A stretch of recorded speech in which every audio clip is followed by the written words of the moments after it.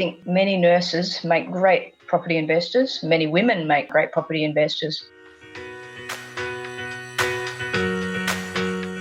This is Property Investory, where we talk to successful property investors to find out more about their stories, mindset, and strategies. I'm Taran Shum, and in this episode, we're speaking with Julie Wyatt, a hard-working mother, nurse, and renovation coach. You'll hear how she delved into property in her later years, discover how she was selected to be part of a property investment competition that ran over the course of 18 months, where she grew her passion for renovations, and much, much more.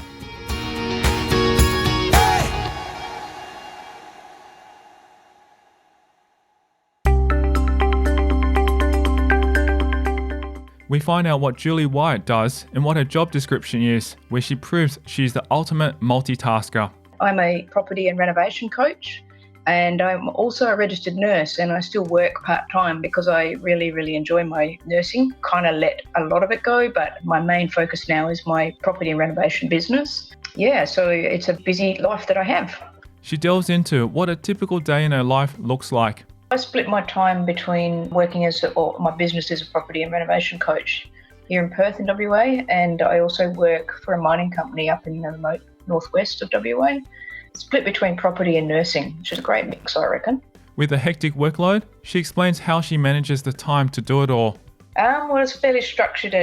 So I work a set roster, so that when I'm at work, I'm at work. But my time when I'm at home is spent doing things that I really love, which is investing in property and renovating, which is my first love. It's certainly busy, but it's an easy thing to fit everything in once you become organised and structured in your day. She explains the kind of schedule she has in between nursing and her business. 8 days a month I work, and the rest of the month I basically work from Perth, which is awesome. So I share a job with another nurse, which is fantastic. Very lucky that I've got a very flexible employer that allows this sort of working arrangement, which is awesome. I've had a few nurses on the podcast, and it's really interesting how the nursing, I guess, the empathy and the communication, because you're dealing with patients, and especially the property business is all about people. It ties in very well, and that's why I think a lot of nurses are very successful at what they do in terms of property investing. I'd have to agree with you, Tyrone. I think many nurses make great property investors. Many women make great property investors. I think mainly because the life skills that nursing teaches you really allow you to listen to what a vendor's saying, for example, and read between the lines and just see what's really going on. You know, one of the things that I have really honed in my journey is being able to understand what's the issue for the vendor. Why are they selling the property in the state that it's in? You know, being able to come up with a win-win often. Not everyone has that skill, and I think it's really important in investing and certainly in renovating. Before discovering her love for property, Wyatt shares a bit about her upbringing. I grew up in a military family, so my dad was in the Air Force. We kind of moved all over the place, and I guess that again has taught me really well. Like, you start in a school and then 2 years later you'd be moving to a different one, so you became either very shy, which I was initially, but also you just adapt to a changing situation. So I was all over Australia, also in Singapore. So yeah, it was quite an interesting background. My dad actually got out of the Air Force when I hit 13, so I had a bit more stability going into high school. It is what it is. One of those interesting environments where you learn a lot as you go along. That's very interesting.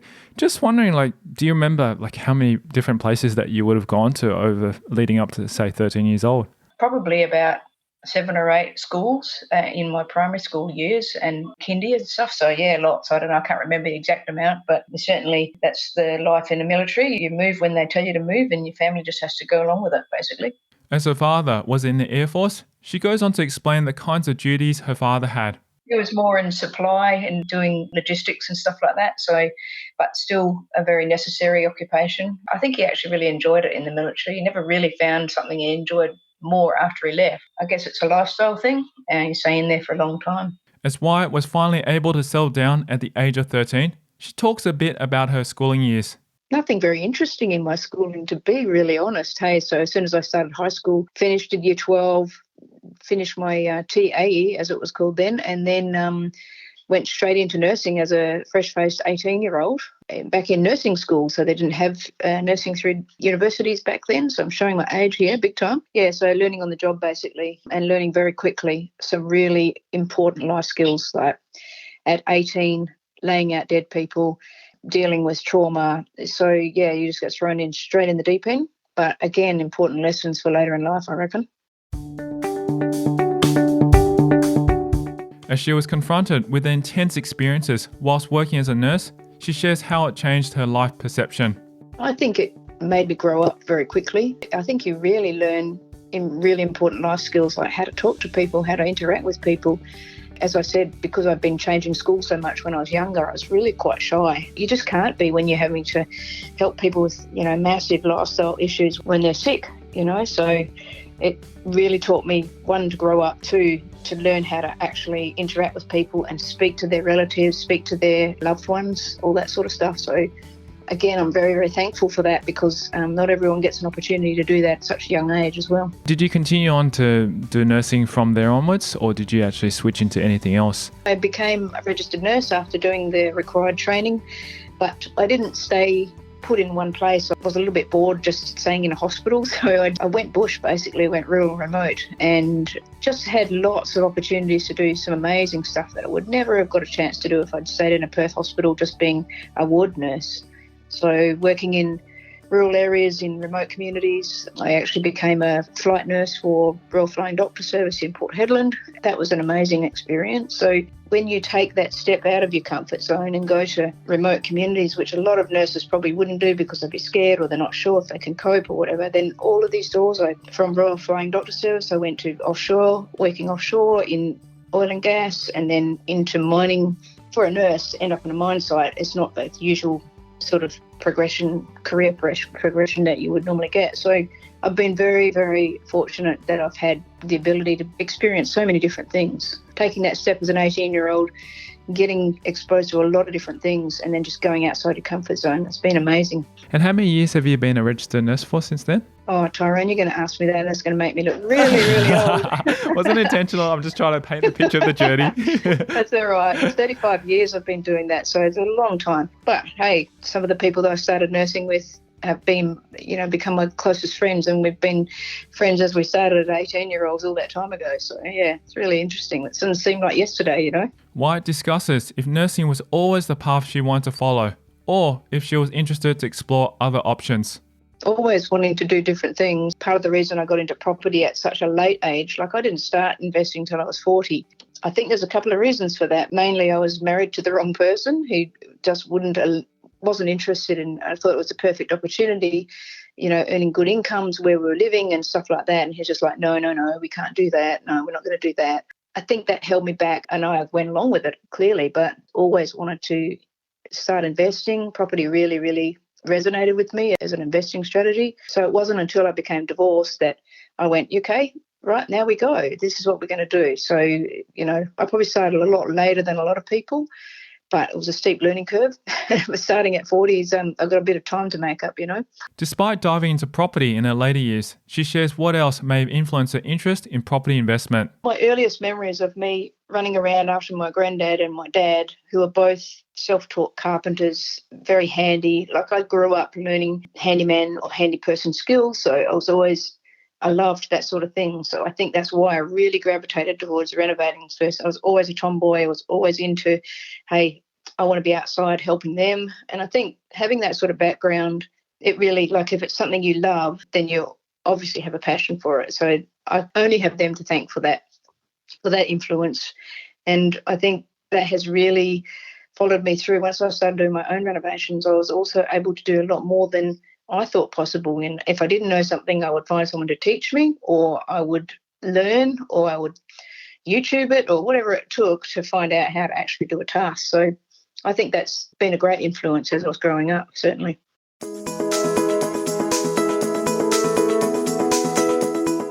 After realising her passion for property, Wyatt delves into the first property she purchased. That's probably the beginning of the story for me, I guess. I ended up divorcing the person I was with for a while, 20 years actually. So I found myself newly divorced, and I was the sole carer for my little girl. She was only 6 then. We were in a remote area up in Port Hedland, and I thought, wow, okay. So I always wanted to learn about property. This is a really good time for me to start doing that. Scary, but good, because I can remember going through the process of divorce, etc. So we actually owned a house together, so I was waiting for the proceeds of the sale of that house. And that takes forever, as you know, if you've gone through something like that.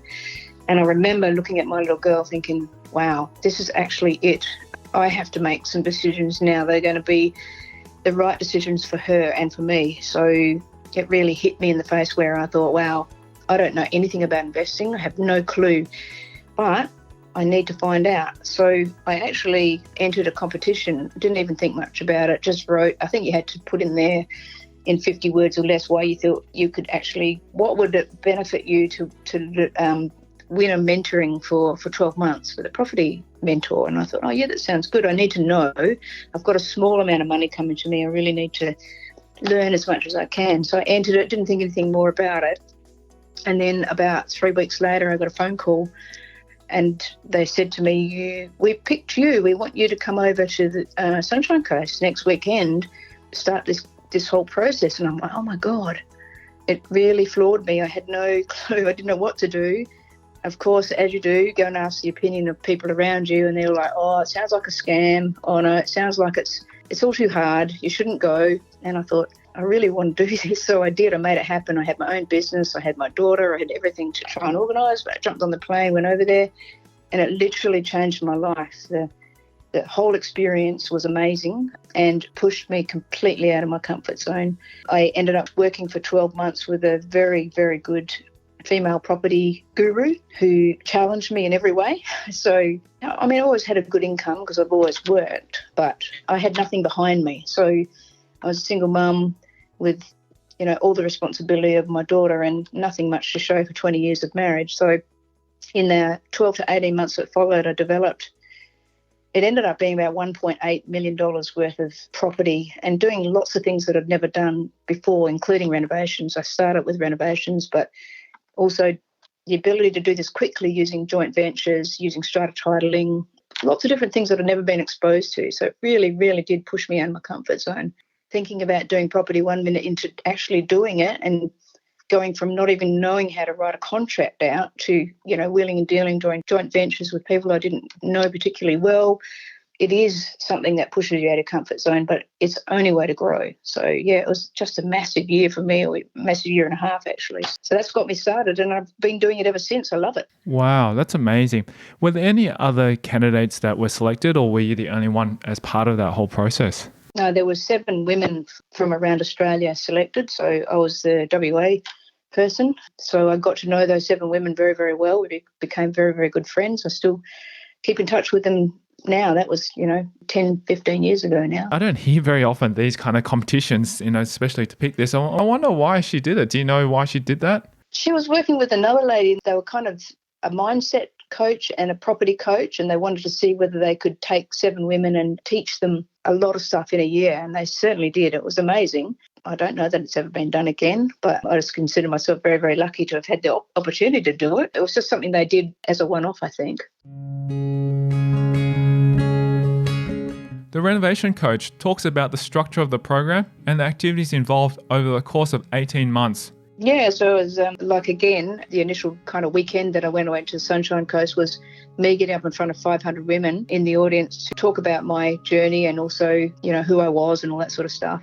And then 4 times during that 12 months, they would meet up at various places for the weekend. So they had like a weekend seminar thing, and you had to go up and show the projects that you've been working on and what you've been doing. And so people got to know your story and about your journey, etc. Then we used to just keep in touch with the mentor by phone. We'd have hookup every week, and we also had the ability to ring if we found a really good deal and just run through the numbers with them and make sure that they were happy that we were doing it. So it was an amazing opportunity in that regard. So you knew that you were pretty much doing stuff that was going to work, the numbers worked out, etc.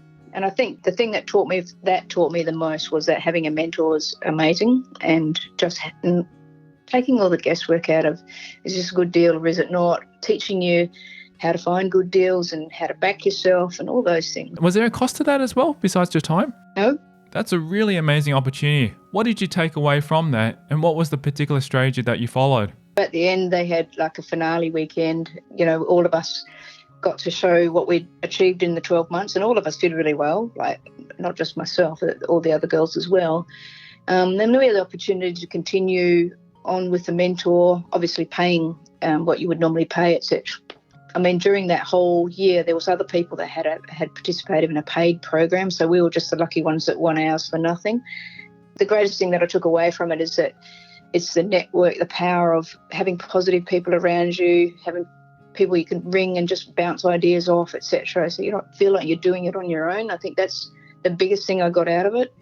I mean, it was an amazing, exciting year, and we had lots of stuff happen, lots of fun things, lots of not so fun things, but that's the roller coaster of renovating and property, right? So it's just one of those things where you just learn very, very quickly that things don't always go the right way that you think that they're going to go. And you know what I mean? Like, it's, I suppose, having that support of other people around you just made it such an amazing time. And I really still look back on it now and think that year changed my life, and not just in terms of property. It changed my mindset. It changed my belief in myself, my ability to think, yeah, I actually am a good person and I'm doing stuff that I love, you know, all of that. Because I think each and every one of us has our baggage from previous, you know, from your history and stuff. And sometimes it's not so easy to move past those things and actually change your mindset and believe that you can do these things. After developing a good mindset,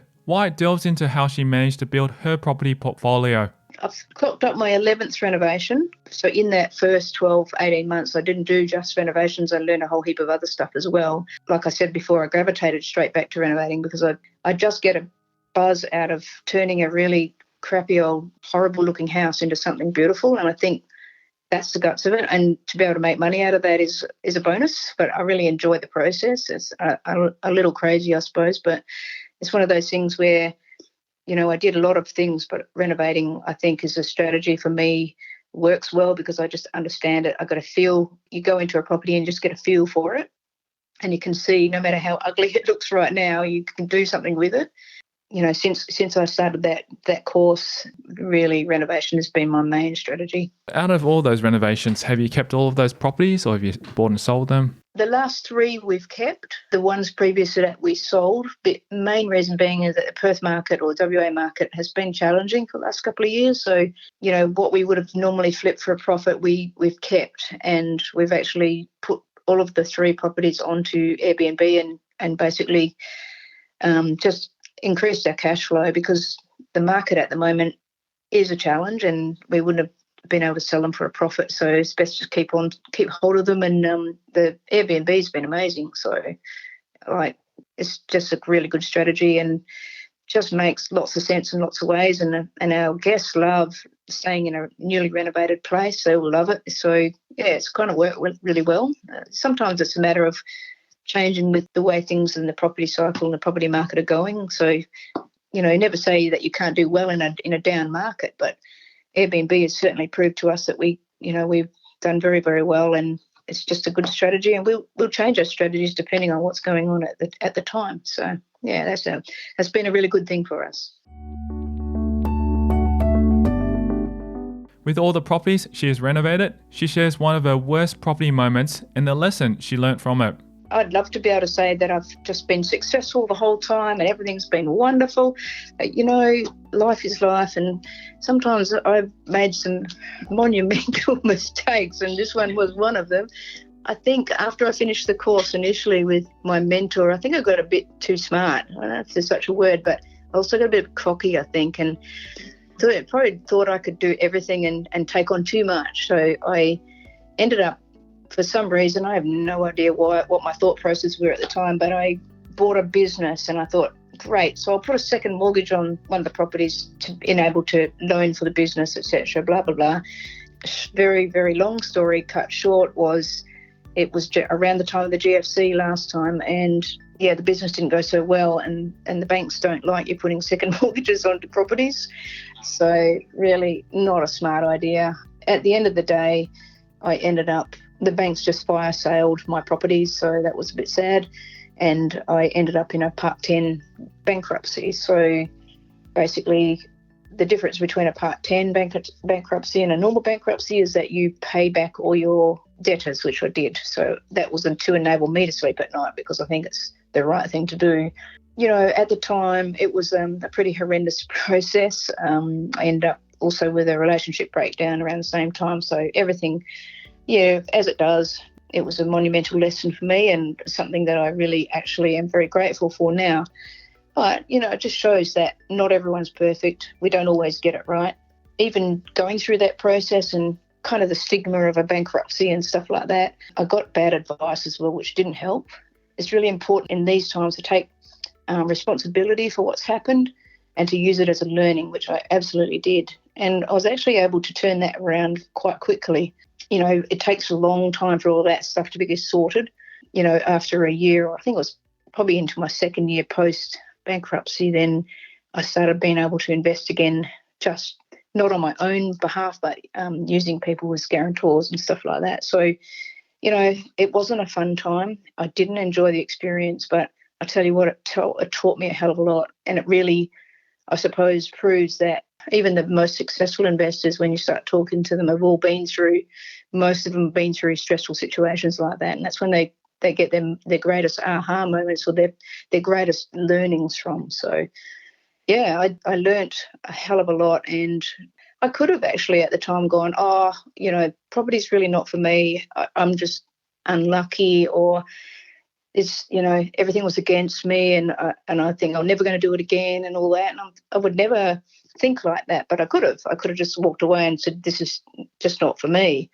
But there's something inside of you that says, no, I just made a bad decision, and, you can turn it around and you can move on. And that's exactly what happened. So it was a huge learning curve, shall I say. Were you also still working as a nurse when you're running this business? So I haven't actually stopped working as a nurse. So there must be something a little odd with me, but hey, I actually enjoy it.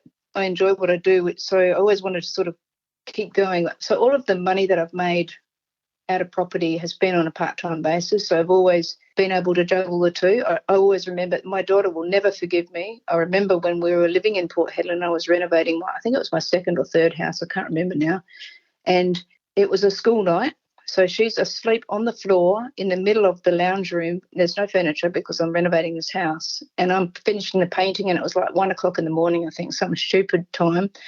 And the poor girl's asleep on the floor in a sort of bundle of rags. And I'm thinking, God, I'm such a terrible mother. What am I doing here? But I've got to finish the painting before tomorrow because I had no time. So I don't know if anyone can relate to that. But, oh, man, you just have to make it work. So we did. And I wonder what your daughter says now when she looks back at it.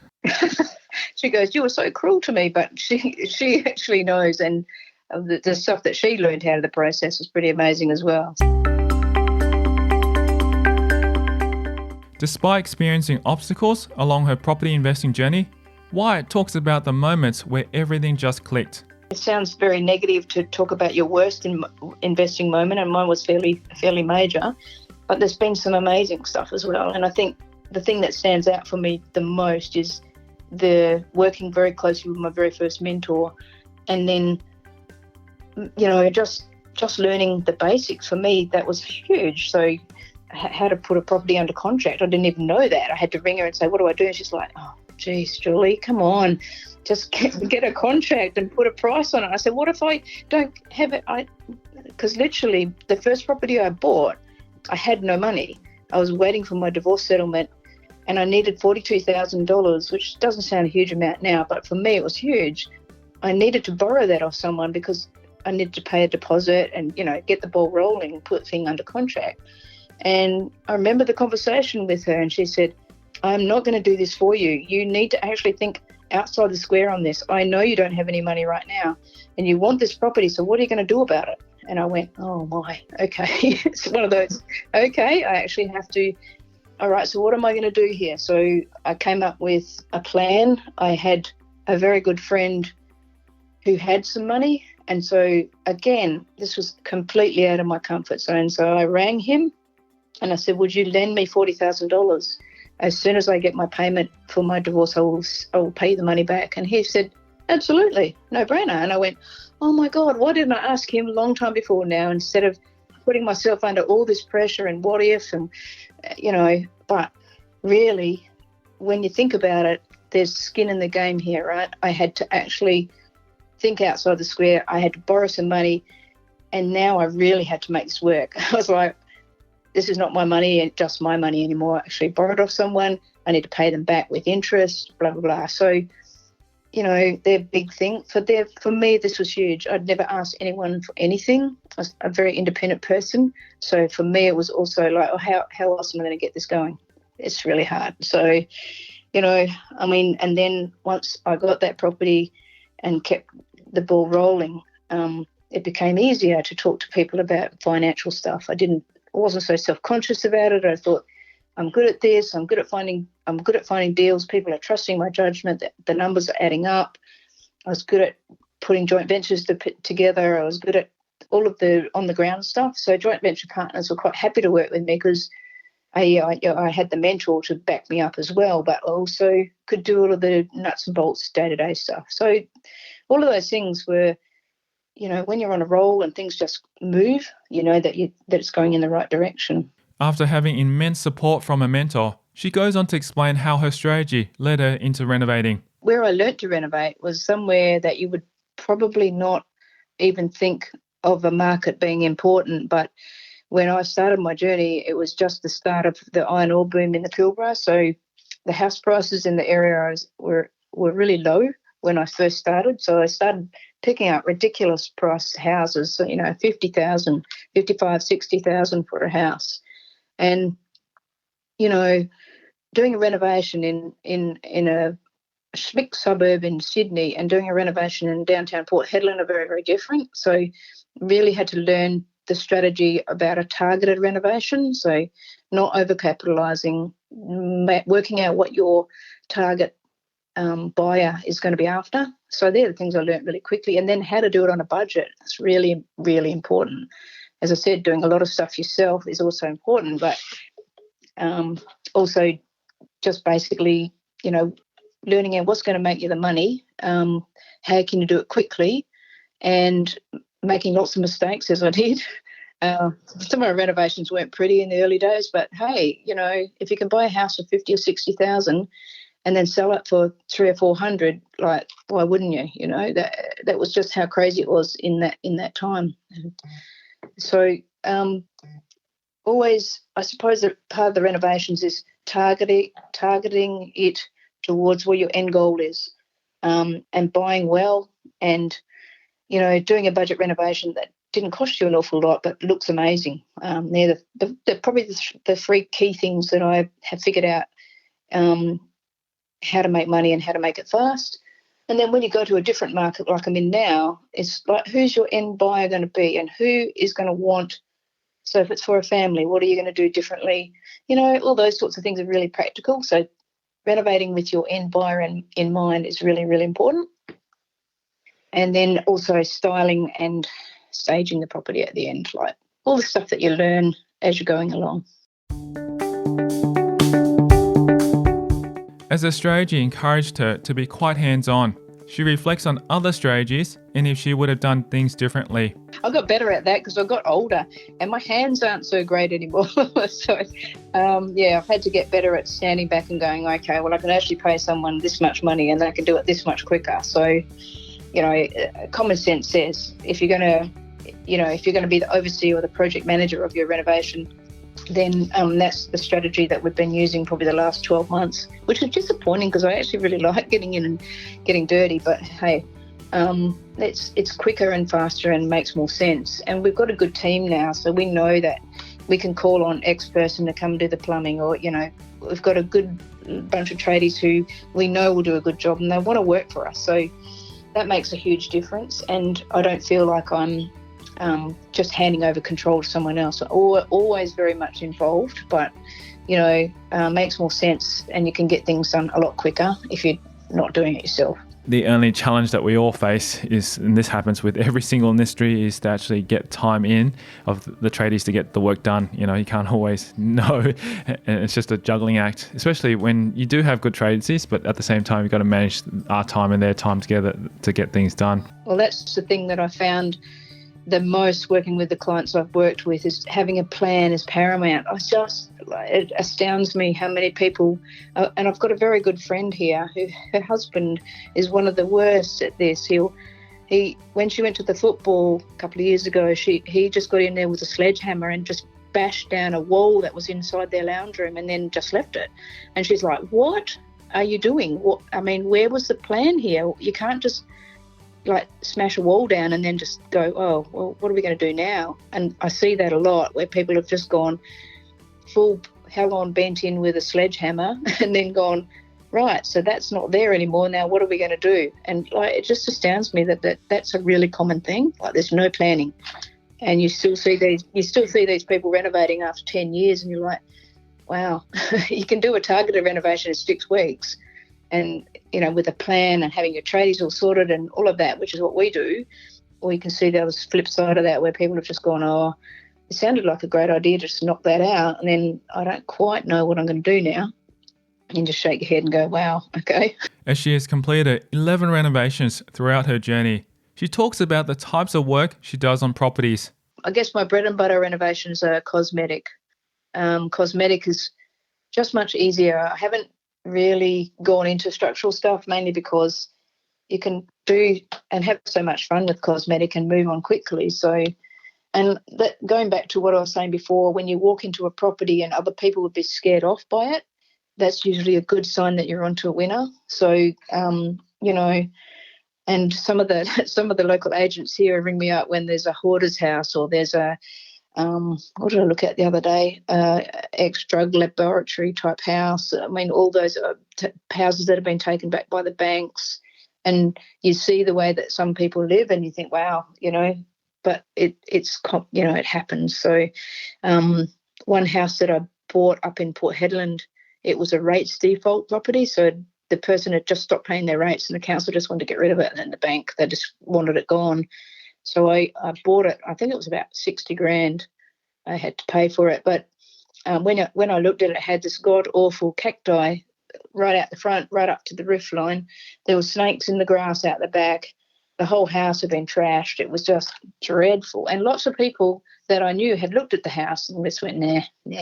But I bought it, and I thought, for 60 grand, you buy it as is, and you have to deal with whatever you deal with. So I was a little bit adventurous, I suppose, a bit silly maybe, but it taught me a lot. Hey, you just got to make it work. What happened with that particular property? What's the outcome? That was a property, I think it was my second or third property, and I was also running a business up in Port Hedland for BHP at the time, and I bought it and I renovated all the inside of it, and I had a friend in Margaret River that was also part of this mentoring property group that I was in, and she said, oh, I'll buy it off you, because the cash flow was crazy up there then. Like, we were getting ridiculous rental income from properties in the iron ore boom.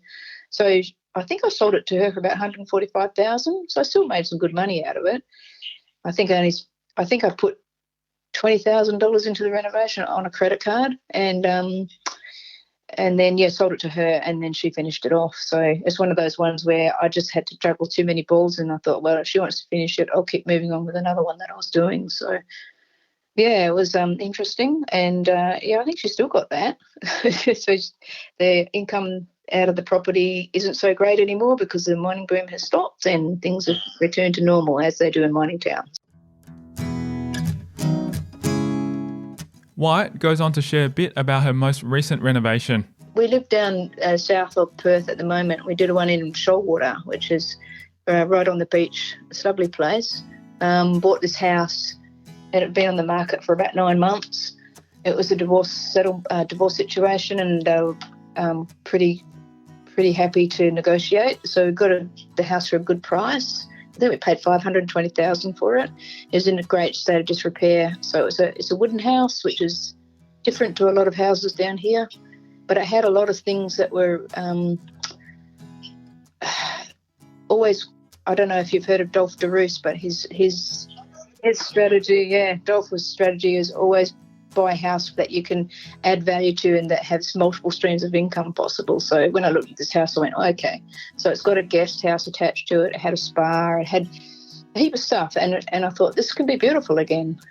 So we took our time with this one because we were both working at stuff. So I think it's given us about 6 months to renovate it.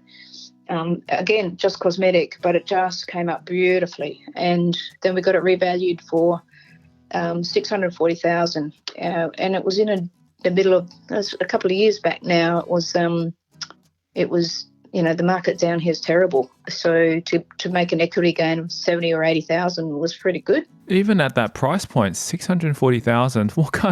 Whereabouts is it located? Is it like near the water or something? It's very close to the water, yeah. But it's also a very big property and it's unique. So again, there's pluses and minuses of doing that. Sometimes it's hard to value a property like that because there's not a lot of other properties the same in the area. So yeah, but again, that was just cosmetic. This was paint and a new kitchen, new bathroom, but just made a huge difference to the overall look of the property. And I think that the valuers could see that, but it's changed the streetscape as well. So it's quite interesting. We had that as a feature in Your Property Investment magazine, which was interesting. And lots of people said, oh, you can't make an equity gain in Perth. And of course you can. Of course you can. It's just thinking about it the right way and going about it as strategic renovation. So, as it was a cosmetic renovation, she dives into the details about how much she spent on that particular property. We probably spent a bit more than we should have, but we justified it as you do because we're living in it. So we spent about 53,000 on it. But it was, like I said, it was old cedar wood, so everything had to be sealed and stained, and then the painters took a long time to paint all the outside and the inside. So there's a fair bit of cost in all of that, but having it done professionally made a huge difference. And because we're living in it, it's our PPR, we wanted to spend that extra money, have a nice kitchen, have all the things that we wanted in the property. So it was a good equity gain, and it allowed us to then go ahead and purchase other properties as well. So.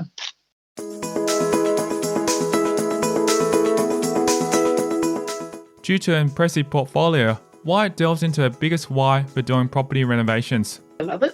That's as simple as it is, hey? I mean, it is. You have to be crazy to renovate, and just ask any renovator. I think if you don't enjoy doing it, then don't. It's one of those things where, and like you touched on this before, they don't always go smoothly, and often old houses can throw the biggest curveballs as well. So you don't just become a renovator, you become a problem solver. And I think if you have the ability to do that and think on your feet and back yourself, then that's my biggest why. I love turning old houses into beautiful places to live. But also the upside to that is that you can make a very good income from doing that. And you can teach your kids to do the same. And that's part of the reasons why I've started out in coaching, because I had so many people come and ask me, like they could see how successful we've been.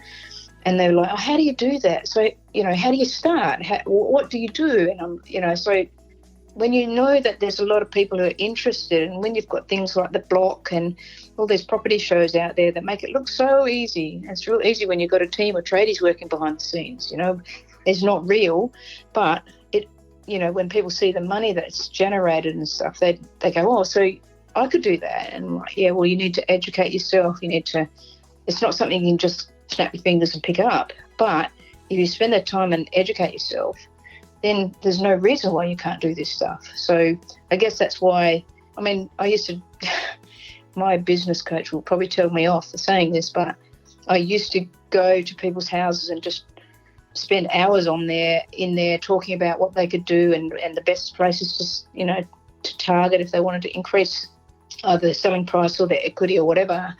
And I thought, well, because I love doing it. And then I thought, well, people are asking me lots of questions. There obviously is interest out there. So that's kind of how I got into this. So, I think if I can impact and help other people and help them from a place, if they're in the place that I was in when I started, then that's got to be a good thing. Because it's scary when you're on your own and you're a single parent and you're going, I want to have a great future for my child, but how do I go about that? And you can make bad investment decisions if you don't have that education behind you. So that's the reason I'm doing this stuff, because I really, really love it. Always admiring her talented mentor, who she was able to learn from in the beginning of her property journey, she talks about other resources that have helped her along the way.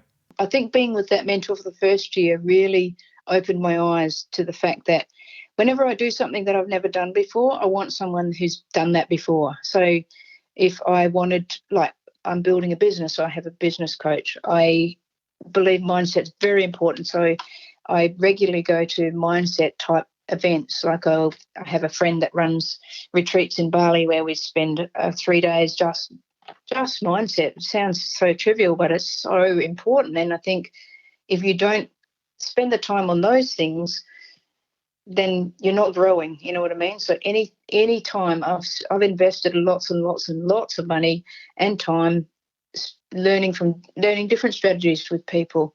I'm working with a property coach at the moment as well. So, I never stop my learning, and I think that's really, really important. I think that's what maybe stops some people where they don't see that investing that money or that time or that commitment is important, but it's so like you just can't not do that. I think that's one of the most important things that I've learned, that I need to be continually learning, because the market's always changing and it's not going to stay static. It's changing again as we speak. So it's one of those things where if I don't know something, then I invest the time and the money to learn that strategy or learn how to do that particular thing. So I just think that's so important.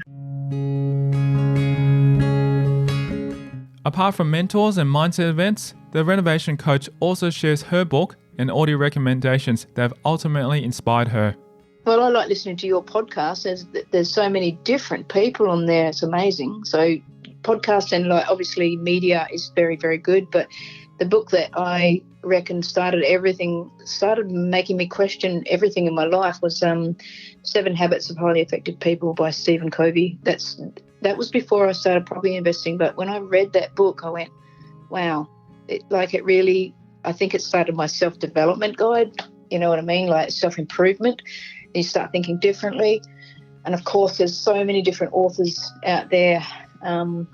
Any of the books by Dipner Boholt, who was my first mentor, are amazing. There's so many. I can't reel them all off now. But I mean, just being part of those communities as well, like being part of property networks and communities where people who are like-minded sit and talk about stuff and bandy ideas around. I think all of those things are invaluable. I don't get so much time to read, which annoys me, but probably audiobooks is the way to go. Throughout her property investing journey, Wyatt reflects on the best advice she has received. I had some pretty harsh advice from my initial mentor. She used to give me a hard time. I needed that, though. Like, I really needed someone to be not nice with me, but to be real with me. And she always used to say things like, never, ever give up. Don't give up. Why would you give up when you are that close to succeeding? Like you don't want to do a certain thing. Well, find a way to do it. And the second thing is invest in yourself. Always invest in yourself. And it's false economy not to. Seriously, if you don't know a particular bit of knowledge, to not invest in yourself is denying you access to greater knowledge, greater doability of everything, So they're the two things, I think, advice that mentors have given me, and holding you accountable. And whether that be with a mentor or with your family members or with a group of like-minded people, I think when you are part of those sorts of organisations or you have that sort of setup, it just makes so much sense. And it makes you successful. It really does. I love that bit of advice. Never, ever give up, because it's too easy to just, throw in the towel and walk off because when it's not working, but just keep persisting and it works. Yeah, absolutely. But lots of people do. And I think, a lot of people have asked me, I mean, you've heard my story and you've heard that things always haven't always gone the way that I expected them to. And I could have walked away when I had that unfortunate incident with the bankruptcy. But I thought, no, I'm not going to walk away, because that would be like a waste of 10 years of my life. It's crazy, I don't want to throw away all that knowledge, because I have so much knowledge that I know that I can succeed at this. I just have to do it differently. So your mindset, I know a lot of property investors, and I know a lot of them don't actually think too much about this. They think, oh, yeah, that's all gobbledygook and, woo-woo stuff. But seriously, it's so important. If the renovation expert had some time to reflect on her past self 10 years ago, we find out what she would have said to herself. I would say to her, educate yourself. absolutely. And believe in yourself, because I don't think I did back then. That was the biggest problem for me. I wasn't thinking perhaps the way that I think now. I would say it is possible, and I would say just start. Don't keep analysing. Don't keep procrastinating. It is what it is. Get in the start. Get the basics right and do it.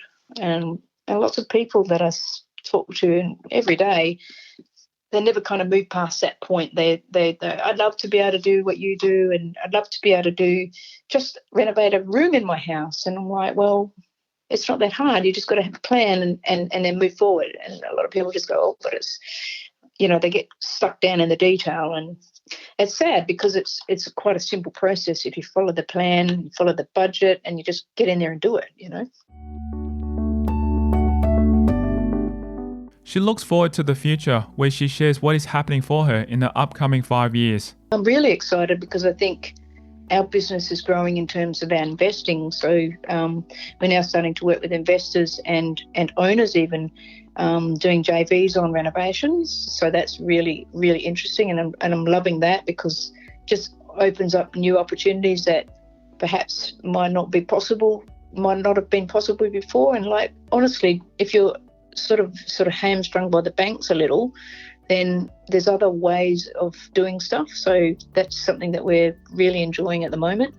But also, probably on a personal level, I really want to expand my impact on other people. So mentoring and coaching is a fantastic way of doing that. And you're not confined to physical location, which is really exciting. So, I can jump on a call with someone who might be on the other side of the country, and you can talk them through a renovation. You can talk them through how to plan, all of the things, all the steps in this process. And that's really exciting for me because I think I'm not constrained by where I live. So that's really exciting. So that's the stuff that, I think I'm really, really wanting to spend more time on. And helping women that may have been in the situation I was in is really exciting as well. Last question for you is, Julie, how much of your success is due to your skill, intelligence and hard work, and how much of it is because of luck? It's a good question, hey? I really don't believe in luck. I'm going to be honest. I think, lots of people say, yeah, luck has so much to do with particularly investing, and I'd have to disagree. I think I do believe there's times when, in life, things do line up and there's like coincidences, there's always opportunities or whatever, but I certainly absolutely believe that it's only by you intending or making like massive differences or massive actions that you will make the most of those opportunities. So it really boils down to, education is hugely important and having knowledge is absolutely important, but taking action on those two things, absolutely the difference between success and not success. So I think having the guts and the motivation to move forward when there's things that aren't particularly going well also, I really think that for things to change or things to move forward, you have to have some skin in the game, I like to call it, or some, there's got to be a commitment from you to make the most of that opportunity. And so really when you look at it, luck, it kind of doesn't really factor in it at all, really. There's been things in my life where I think, oh yeah, I could have gone that direction, or I could have or I could go that direction. So you look at the situation and you decide whether you want to put yourself out there or not. So, I could have said no to that competition. I could have said no to the whole journey that I went on, and I'm so glad that I didn't. But, some people could say that's luck. I don't know. I put it out to the universe and guess what happened? So I didn't know what I possibly didn't know how that would all work out, but I had this burning desire to know more about property. So things present themselves when you put yourself out there, I think.